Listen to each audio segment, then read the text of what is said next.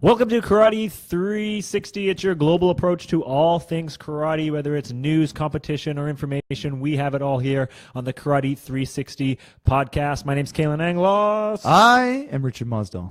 And we are your hosts of the Karate 360. Let's dive right into the show. Karate 360, let's start the show. You will kick high and I will sweep low. From local to global, it's the thing that you love, karate. Sanrokumaru. Just throwing different spins in your name every week. That's right. Spins in the name. Hey, we still have to tell everybody how to actually tie the belt. How to tie the belt? Yes. You can't figure it out? Can't do it around. That's funny. I want you to learn how to tie your belt. I've had my black belt for a while, the same one, and nobody ever believes me that I've had it for a while because I don't know what it is about it. I've tied it a million times, but it's not like getting that white. It's not taking the black away. It's probably just real cotton. Oh no, yeah, like strong cotton that doesn't fade, whereas like the satin. No, I want the fade. That's the how fade? you know you've had a black belt for a long time. Funny you bring that up because just recently, it was always been kind of slowly going white. Then just recently, it tore, and now it's just brilliantly going white in a hurry. It's in a hurry. It's like, I can't wait to go white. It's gone. Yeah. Mine hasn't even started. I've even tried like picking at it a little bit. Come on, get a little well, do you know the trick for loosening the belt? No. Well, Okay, maybe, so the chair leg that we're sitting on, okay. you take your belt. This is like when you get a brand new belt, and you wrap it around the chair leg, and then you pull it side to side. But there's a better one. Take two belts, and you loop them. So you take your loop, and you're holding the ends of yours. Okay. They loop theirs. And they're holding the end of yours. So like taking your finger, two fingers, and hooking it. Okay. And then you pull both ends of yours. I see. They pull both ends, and it causes friction. Actually gets really warm. And you can make a fire in the dojo. Exactly. With Smoke. a stick. Well, you do that, and what's really great is it actually totally loosens up. Yeah, I believe it. However, it doesn't loosen up at the knot tying part. Which is kind It's of where you need it, right? So you have to find that. So you can go up and down, and actually fibers will tear off when you do that. Okay, so it just whitens up itself. Maybe we should do that after. We're gonna wear it out. Just wear it out. And Just then we'll drag it report behind back. the car. All right, now my belt is white. That's right. Starting to. Anyways, what a crazy week we've had here in the karate world. Holy moly, it's full, it's active. We have officially now tonight, which is May 25th, Thursday. This is when we do our live Facebook broadcast. Hello to everybody who's listening in. Today we have now 3 days left to register for the Canada Open Karate Championship. Only 3 days left. Only 3 days left. That's crazy. And you were telling me before. People have fallen in love and had an unbelievable. We're always falling in love with us. Yeah. People have hopefully fallen in love with us, fallen in love, had an amazing relationship, and broken up all in 3 days. It's happened. It's happened. Right? But don't let this happen. Don't let that happen. I don't know what that has to do with the Canada Open. It's talking about passion. Just passion. So if you break up with your loved one in the next couple of days, still register to the Canada Open. It will make you feel all better. And if you find a new loved one, still register. So register. So bring them. to Show off how cool you are. Everybody. And, I mean, this is getting close to like a monumental, well, it's already monumental, but it's getting close to a record-breaking event. You were telling me before there's about 560 athletes registered. Yeah, I think... Yeah, it's almost that. I think 525. 525. When I was free 8 hours ago to look at it. Yeah. But people have been phoning me even today saying, "Oh yeah, I organized another 20, I organized another 10." So there's a lot of people coming. This is huge. It's huge. Even last week when we looked, we looked before we did the podcast, and it was at whatever number it was at back then, a week ago, who knows? And then about 25 minutes later, it was like, holy smokes, it just went up like 40 athletes. Yeah, that's right. Yeah, I just checked like after 2 hours, boom, it popped, boom, it popped, boom, it popped. Crazy. So there's a lot of emails. I've been trying to reply to everybody. If I haven't replied to you, I will get back to you. Yeah, it's awesome. It's awesome. So again, June 3rd and 4th, the Canada Open Karate Championships. Register now if you haven't already, or just come watch. It's going to be at the Richmond Come Olympic volunteer. Carnival. Volunteer. Yeah, yes. I will do amazing free things for you. Whoa. I will make a promo video for your karate club. Oh, okay. I will contact all the major media in your area and let them know that you're there. Or after you've been there, I'll let them know that you were there and your results. Wow. I will let you promote your karate club at the tournament. There's a whole bunch of other things I said I will do. Yeah, it's worth it. Yeah, it's all there's two value packs. One is platinum. It's got 5 things on it, and one is gold. It's got 3 things on it. They're both pretty cool. Yeah. So depending if you bring 1 to 4 volunteers or 5 or more. Great. So come on out. And also, thanks to everybody for beta testing the software with us. Yeah, the The online. only way to know is to have every possible, like we went through it. You went through it. Yeah. Lots of people went through it. The only way to know is every possible permutation. Like, for example, the phone number was set for North America. So if you were coming from outside North America, you got stuck. Oh, I see. Yeah, and there's people who are coming who need visas. Should have got like a 1-800 number or something. We could, or just blank. Just put a bunch of numbers in. Just put a bunch of numbers Just in. put a bunch of I numbers see. in, Yeah, right? yeah. Like it was like, you need your area code, then 3 digits and 4 digits. Right. It should have just been whatever amount of Yes, numbers. Of course. And then next year, what we'll do is we'll have, if you need a visa, it'll say, okay, are you a Canadian resident? Yes or no. If you say no, next one will say, can you enter Canada without a visa? Then it'll be, you can click on the Canadian immigration check. There we go. If you need a visa, then you say, okay, who's coming? And then for every athlete, you have to put in their passport number. And then you have to put in where you're actually staying. Okay. Like they need to know that. So where you're actually staying, and then you pay. Then after you do the waiver, because the waiver will kick back and the parents can do whatever. When the waiver's done, it will send you a confirmation invitation letter. There you go. I don't have to see it. It's all easy. All It's automated it's online. all automated. Yeah, online. so it's good. The things you learned and going through it the first time, right? We knew you were talking about it before. There's things that are going to come up that we just are going to work through, and it's just the first time. That, it's just going to keep getting better and better. Yeah, So it's already great. It's huge. It's huge. It's huge. I talked to Fumio Demura Sensei the other day. Who's coming? He's coming. He's Yeah. fantastic. He's really easy to deal with. Yeah, like, yeah. what do you need, Sensei? He's like, I don't need anything. I'm good. I'm Just good. come and hang He out. travels like crazy. He was in Edmonton last weekend. You That's know? unfortunate. He was in New York. Well, he was in Edmonton when it wasn't snowing. Was Okay. it? Was it snowing? No, I don't think so. No. Although it's Edmonton. So we got it's great. People are coming out, and it's really nice that because there were some tournaments that booked at the same time as us, and then they've been sending messages about with support, and we've been like, this is the karate community. Let's have a great time. Totally. It doesn't matter. Just get karate tournaments in there. Awesome. On that note, I want to talk a little bit about just some problems with amateur sport. And the one thing this is hot in my mind, I told Hot, you, real hot, damn it's hot, just smoking hot. spicy right now in my mind. Can't get it out of my mind. So you remember I was telling you I am training a boxer. Yes. Well, his fight was canceled Again? again. Is this another one that gets This canceled? is his fight was supposed to happen June 3rd, actually, on the Yes, same day as yes. the Canada Open. So it was supposed to happen next weekend, and he's now just decided it's been canceled. This is the second time it's happened to him. This is about probably the third or fourth boxing athlete that I've trained that's had their matches canceled. Yes. And it's just, I don't know, it's amateur sport, and it's people backing out, and to be honest, I think it's an organization issue. Something's going on in the organization of these actual events.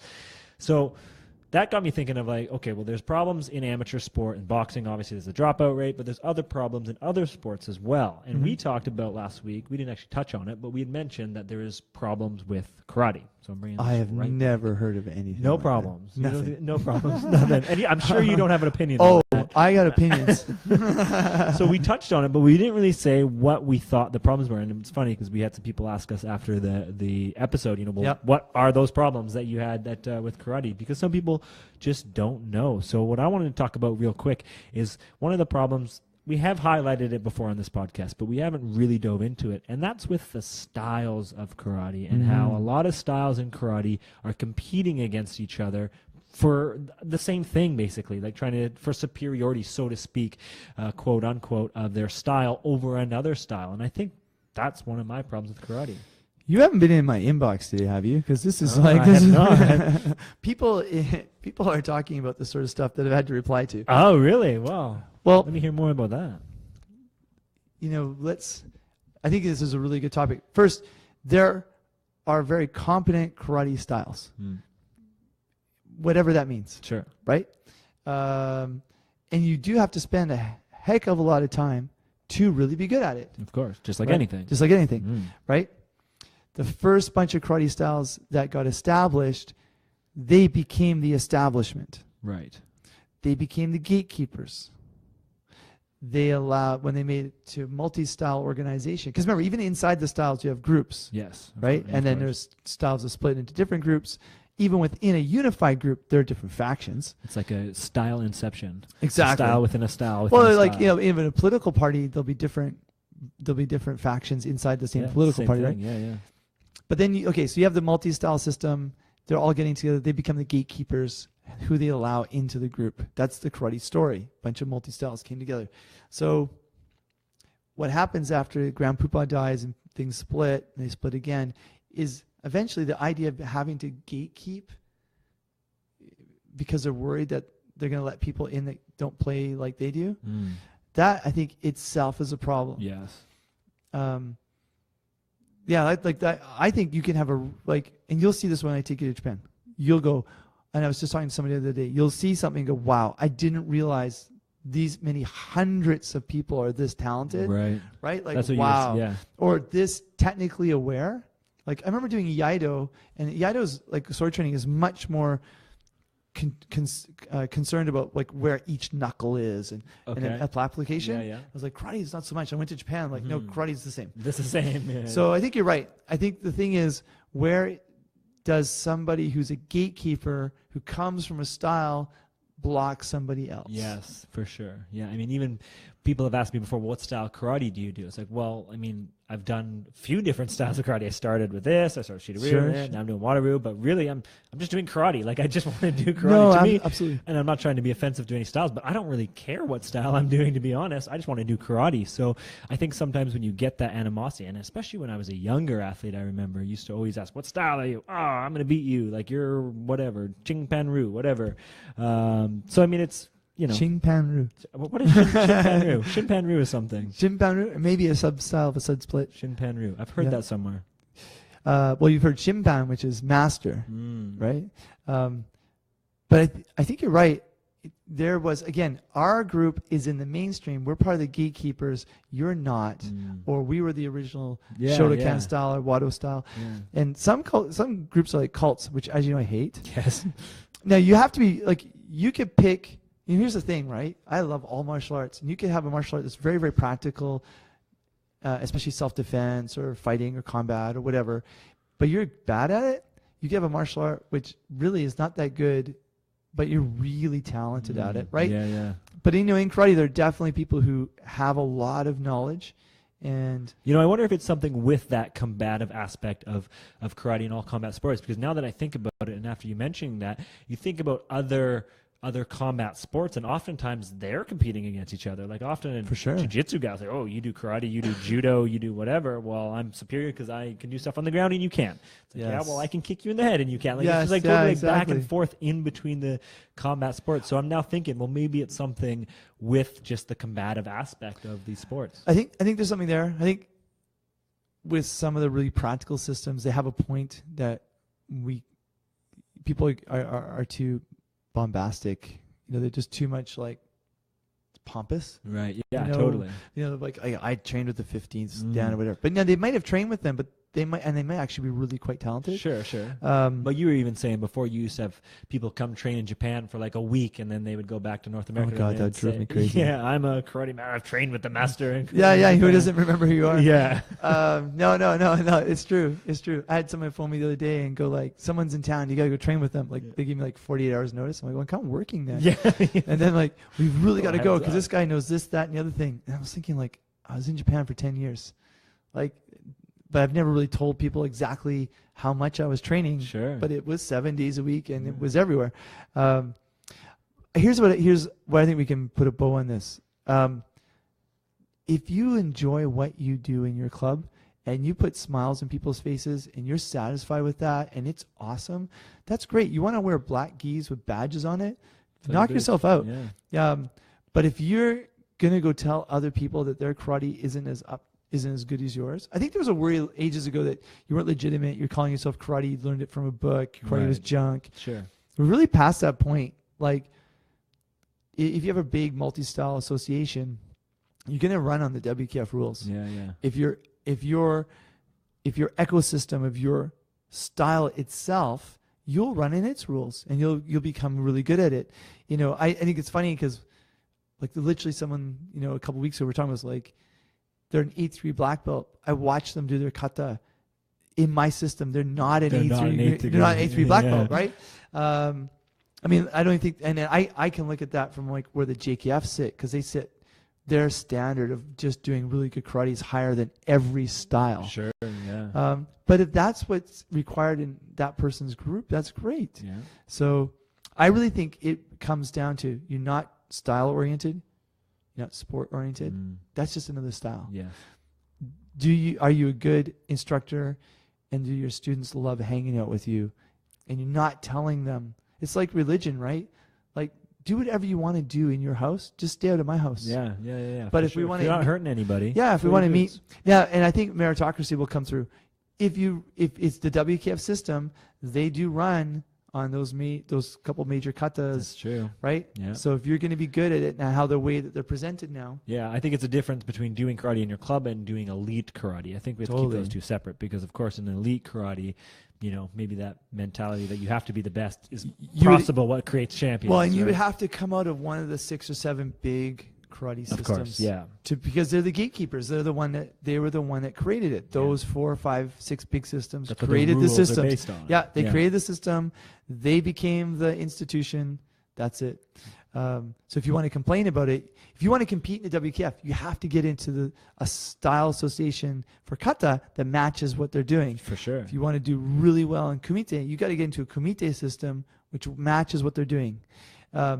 If you don't care about WKF system, then don't worry about it. But you're probably not going to be a WKF world champion. No, I mean, but almost nobody is. For sure. Right? Absolutely. Like, you could be a really esoteric Okinawan or mainland Japan system, and you could be great, and you have a fantastic ecosystem. Soccer mom, soccer dad don't care. Yeah. And I think in Japan too, like 70-80% of the association doesn't compete. There you go.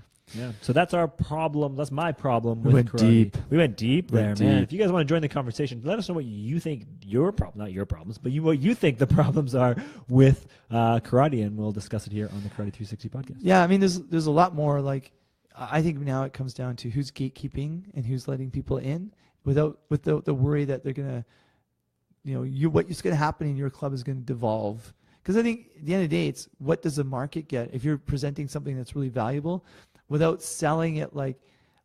And this is the problem in the karate world. Sorry to extend this. This is the encore. We were tying a bow. And, we're tying a bow in this, but this is the encore. Bows. You didn't There's know 2 that. bows. That's right. Because we love you guys so much. That's right. And now you forgot. Now we got to go back. The first thing out of your mouth is, I'm an 8th dan, I've won a world championship, and I've done this. You've just blown it. You've just blown it. Yeah, that's not the point. It's not the point. What value do you bring? That's the point. For sure. Right? So bring the value. Bring the value. Bring the value. That's what the second bow says. Boom, boom, boom. Any more bows? We're good? We're good. All right, let's go on to a little bit of karate global news. All right, so this, starting today, actually, May 25th, 27th, is the Pan American Karate Federation Did you watch it? Senior Championships. I watched nothing today. No, I didn't. They had it on Facebook Live. What? I missed it. I was working all day, and I didn't even see it. I wonder if it's recorded. But there was some stuff that was on Facebook Live. Oh, that's awesome. And it looked official. Like, it wasn't a drone, but it was definitely, they had a camera on Facebook Live. Sweet. And they had cameras set up. Cameras and titles. Oh, stuff. What do you call that? Effects. No, you're like, you watch sports? What am I like? Scores. There we go. You watch sports. I don't watch sports. Sorry. So there was a score on there. Oh, yeah. So that's it. They put the scores on. Oh, I see. Like there's numbers on the screen. Like explosions and lights. Well, it's funny. I didn't look at it too closely, but they had split it up into putting the scores and draws. Okay. No, that's cool. awesome. That's really good. So those are happening in Curacao right now. This is the 31st edition of the Pan American Championships. So that's awesome. You can also look at it on the WKF TV. Do you know where Curacao is? Channel. Curacao, hold on. Oh, man, I was reading the article earlier. No, I forget. Just tell me. Right above Venezuela. Oh, my geography is not very good. Venezuela's at top of South America. It's not the Florida, Dominican. Cuba, Venezuela, kind of. Mexico. Okay, but Mexico's on the other side. Okay. Right. I don't know. I thought my geography is no good. But my sense of direction is not good. What are you doing? That's right. That's right. Your sense of direction is not I can't even find my way around Vancouver. When he leaves, he always walks in the bathroom. That's not where I put my car. That's right. So anyway, where's Curacao? Why don't you just tell us? Why don't you just kill the pain now? Can you imagine South America in your head? I can imagine the continent. There you go. Imagine the continent. So at the very top. The very top. And it's an island just off Venezuela. Google it after. Okay. You can't just tell me? I am telling you. I can't tell you more than that. That's where it is. Damn it. Put it on Google. There's people yelling at me right now. You idiot. Anyways. Okay, ready? This is North America. This isn't going to help. This Richard, is Central America. Okay. This is South America. Okay. And Vancouver's over on the other side? Vancouver's over here. Oh, over there. Okay. And this is top. And it's a little island right there. But it's gorgeous, by the way. Okay, so where's Vancouver Island? This side right here. Well, don't worry. We'll get him a map All right, after. we'll figure this out. Yep. Anyways, they're happening right now in Curacao at the Tell top me all the tip about it. of South America. Just check it out on Google. That's where it is. And yeah, it's happening right now. Have you ever been to the Pan American Games Championship? That game? I'm in the Pan Am Games, but the Pan American Championships are almost always deep south. Like, you're almost always Always in the deep south. deep south. Okay. Deep past the deep south. Okay. Just because it's easier, there's more teams, Sure. and it's cheaper for them to travel. Sure. So I just wanted to highlight a little bit about what's expected at the Pan American Championships because it's a big tournament. A lot of the top athletes in the world go to the Pan Ams. We have people in the Canadian team. North, Central, and South America. Yeah. We have lots of people in the U.S. obviously going and obviously from South America. So let's just highlight a couple of things that to look for at the Pan American Games. And don't forget that you guys can watch it this weekend. They'll probably have more Facebook Live stuff. But let's just break it down a little bit. In men's kata, of course, we're looking at Antonio Diaz, who has just owned the Pan Am. So far, he's won it the past 3 years. He's obviously WKF champion, the top kata athlete in the world right now, Antonio Diaz. So keeping an eye on him, looking to see what he can do there. But, of course, there's other people that have been challenging. Last year from Canada, actually, Kenneth Lee won a bronze at the Pan Ams. So keeping an eye on Kenneth Lee and seeing what's happening there, especially after winning the national championships here in Canada. Kenneth Lee winning Athlete of the Year as well in Canada. So it's on a roll. It's on a roll. So we'll see what Kenneth Lee can do. Also in the U.S., looking at Joseph Martinez, who also got a bronze last year at the Pan Ams. Awesome. So also coming up, he's also been doing quite well in the American tournaments. I think he won, or no, he got second, I believe, in the U.S. Open. So Joseph Martinez also to look out for in men's kata, but we'll see what happens there. I believe the men's kata is up on, I believe it's tomorrow. I think it's Friday, actually. Okay. Looking at women's kata, Sakura Kokume from Hawaii has actually won the Pan Ams the last 2 times in the women's kata, so we're looking at her to maybe repeat 3 times. Awesome. We'll see what happens. They're also up on Saturday.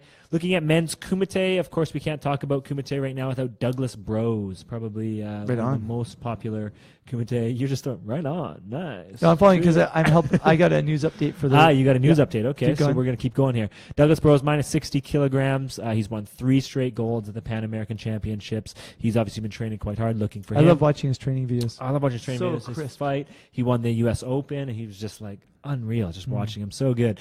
Tom Scott from the U.S., of course, Captain America. He won bronze last year, actually, at the Pan Ams, but he won gold the year before, and he also won gold this year at the K1 in Dubai. So he's on a rip. He's on a rip. He's on a rip. He's ripping it. He's not rolling. He's ripping. He's ripping. He's ripping and rolling, and that's in the minus 75 kilogram kumite. Yep. So walk out for Douglas Bros. Also, a couple Canadian athletes that have been coming up. Daniel Gajzinski, of course, he won silver in Dubai in the men's I got to interrupt you. Breaking news. Oh, dude, just come here. Daniel has just advanced to Saturday's final. Oh, to the final. For the final for plus 84 kilograms. Whoa, Daniel Gajzinski, the finals for the Pan Ams. Right. That is awesome. From Canada.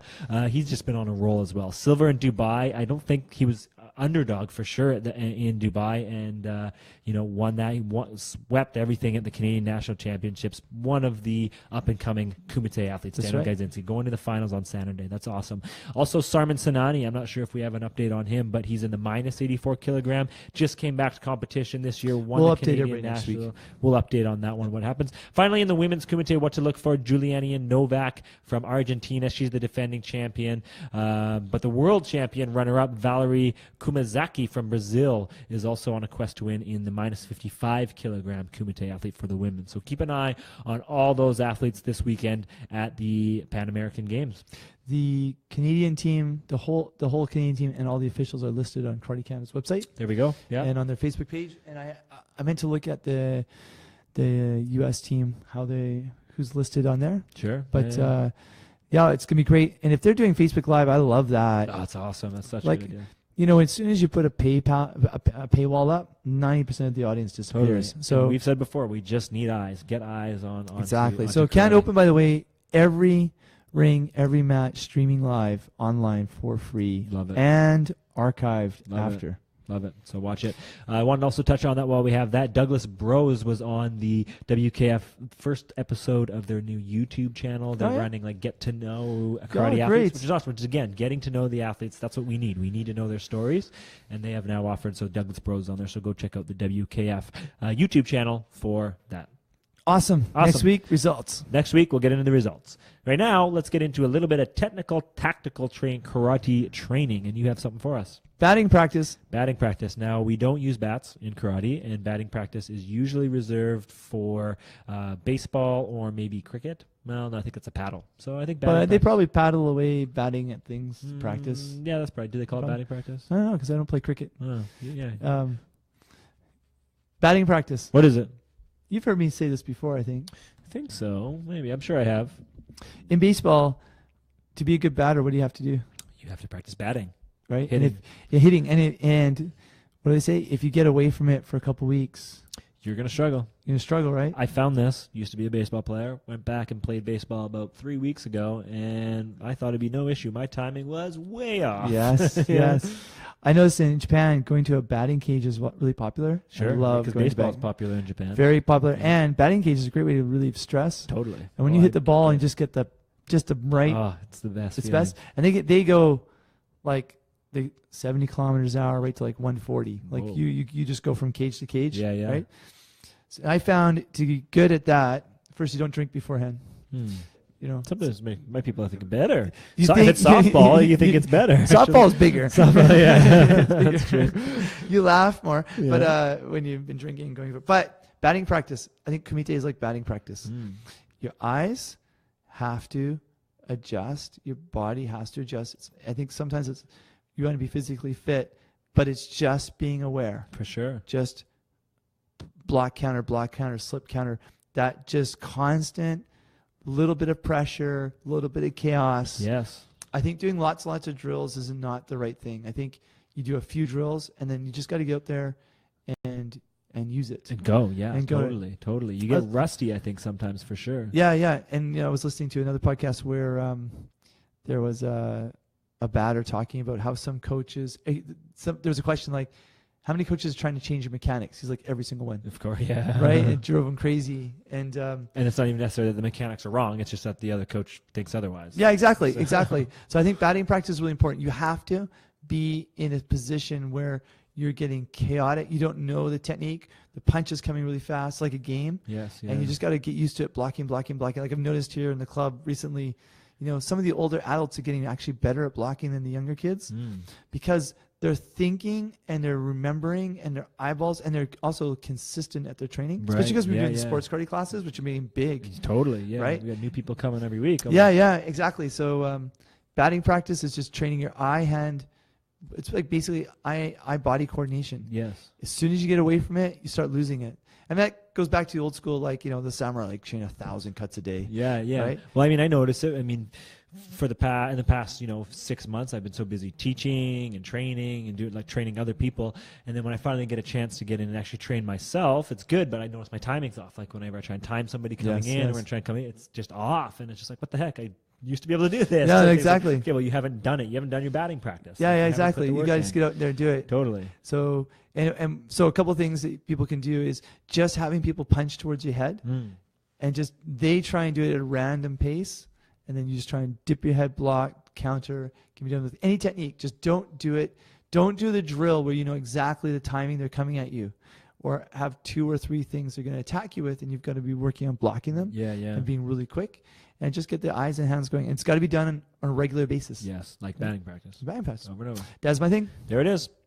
All right, let's get into a karate fitness training tip. We're going to dive right into that. Just segue right into a fitness training tip for karate. And I got something for you guys that I've used myself on different athletes. And this is a great way to get your anaerobic threshold up. So what that means is just basically the point where you can, go longer, basically. So there's a point in the exercise where you can only go to. After you get your anaerobic threshold, basically you can look at that and you can see after that it's all downhill. So to get that point at a higher, you can do what's called a 10-10-10 training. And it's done on a treadmill. Nice. 10-10-10 training is really good. What you do is you set the incline on a treadmill to 10. So 10-degree incline, so it's quite high. Yep. You go for 10 minutes, and the whole thing is 10 minutes, and you go 10 seconds on, 10 seconds off. Oh, okay. 10 seconds on, 10 seconds. So you're running, 10 Yep. seconds on, 10 seconds off, 10 seconds on, 10 seconds off. Every minute, it may get a little faster for 10 minutes. So it's 10 levels that go up and up and up. It gets Awesome. harder and harder. You go on for 10 seconds, off for 10 seconds, off for 10 seconds, off. And, if you start low, and for the first, 3-4 minutes, it's not too hard. You're feeling okay. 5, 6, 7 minutes, you're like, okay, this is getting hard. The last 3 minutes is almost impossible, and that's the idea. You want to really push yourself. When you're off, are you just standing on the side? You're just standing on the side, and recovering. then you just And jump then you on. jump right back Okay. on. So use the handrails, obviously. Handrails, step off, Okay. count for 10, or watch the timer, 10 seconds. As soon as that 10 seconds up, back on, and you're running for 10 seconds. Grab on the side, step off. type Got thing. it. It's really, really good and surprisingly hard. And then you just keep trying to get better. So just trying to keep getting at a faster point. Once you get to a point where it's like, okay, I can't go any faster than this, or this is as fast as I can go, just maintain that until the 10 minutes is up. And then next time you do it, try and get that point a little bit Sweet. higher type thing. So I like just training your heart basically and your muscles to be able to work at a high intensity for a longer period of time, which of course for competition is good, as well as if you're going for belt tests, because belt tests aren't easy. That's awesome. And it's funny you say that, because recently I've been trying to get everybody to do more push-ups, but we've been doing them in sets of 10. Yeah, So- yeah.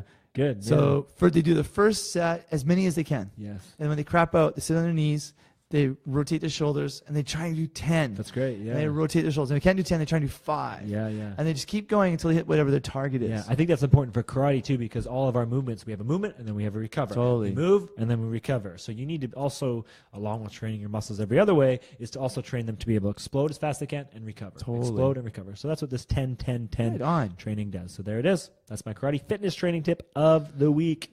All right, let's dive into our last little thing here, fan questions. And we had a question come to us from Aaron Elliott. Aaron, thanks for the question. The question was based around styles, the style of karate. So funny how we just brought this 360 60 degrees. Nice. on How the you did Karate that. 360 Yes. podcast. Thanks, Aaron. You helped us out. There we go. So what Aaron wanted to know was, does the style of karate that you practice determine success in I can competition? answer this. I can answer this. You can answer this. I can answer this. Okay. All right.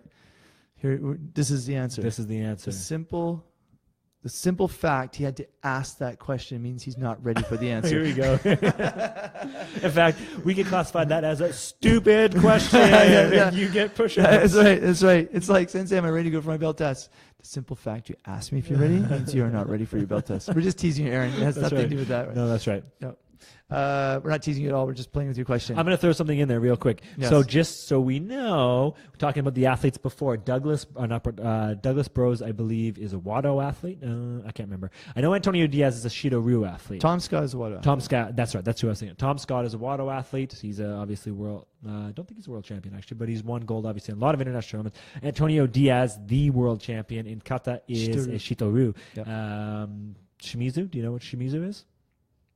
Shimizu is Shotokan. Shimizu is Oh, wait. Shotokan. We're talking about kata? Kata, whatever. Yeah, I'm that- talking about Kyo Shimizu and kata. Yeah. Oh, Kyo Shimizu? She's a Shituru Goju. Yeah. So there you go. So, a lot of different styles, but it looks like there might be some that tend to be good at kata. If it's some for that tend to be good at kata, kumite. specifically, you should be in a good, right now, Shituru, Gojuru, or Shotokan style. That's what. Okay. Right? You got to be in one of the style association streams that is grooving in WKF. Yeah. That's Right? True. You just That's gotta be just in the it. katas that are there Just that in they're it, used. you yeah. get, and so some people will be in Wado, like in Arakawa Sensei in Japan, like they do Wado, but all their competition katas are Goju, Yes. right? Right. And with us, That's the same for a lot of styles. we're letting everybody compete to a certain level with Wado kata, and then we're doing Shituru kata. Yeah, for sure, because you have to. Yep. Yeah. And, what about kumite? Do you think there's a style in kumite I that don't think- relates?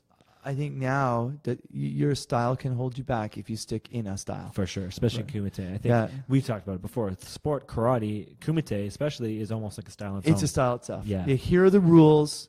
Here's the technical, tactical, physical you need Yeah. to do really well in those rules. No different than being a top tennis coach or soccer coach.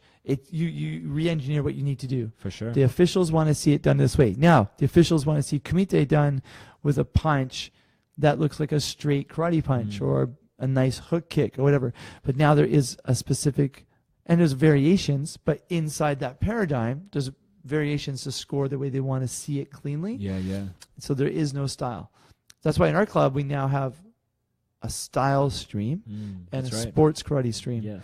And the sports karate stream is great because people can just slide in and have some fun with it. For sure. So Yeah. there it is. That's the answer to our fan question of the week. So Aaron. you have to Hopefully that helps re-engineer you. what you want. If you want to be I thought we tied a amazing. bow on this already.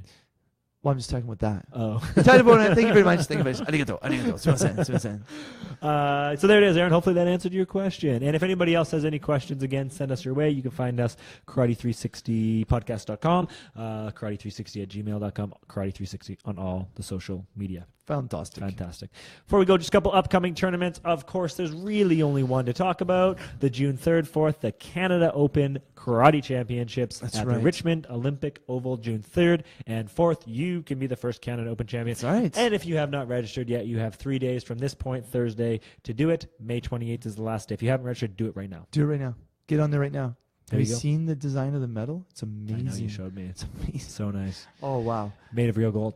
Made of real gold. Yes. That's right. They're right down. Allegedly. Allegedly. Don't forget, June 17th is the World Karate Day for the world. International. The International World Karate Day. But the unofficial, official World Karate Day of Canada is June 3rd. That's right. At the Mass Canada kata. We've got at least 3-4 clubs that have been practicing their The Canada Open. Canada Open kata. Love It's it. going to be awesome. A little bit of a break in the WKF world. The next kind of K1 coming up it's on June 17th, actually, on the World Karate Day is the K1 Series A in Spain. So that's kind of the next K1 tournament. Yeah, exactly. Otherwise, there's a little bit of a break. So And I think what we should do too is we'll start digging into like when style, because now some of the style championships are coming up. yes, that's right. Big, the big ones, and they get really interesting, and so We'll take a look. we'll take a look at those. There you go. So this is the whatever episode we're on for Karate 360 35. podcast. 35. We're just flying away. Sanjugo. Sanjugo.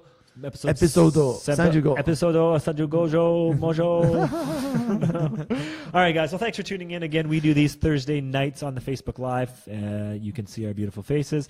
If not, they come up Monday morning on all the podcast platforms. Thanks for tuning in. My name is Kalan Anglos. Richard Mosdell. And we will talk to you guys next week. Sanokumaru. Bye.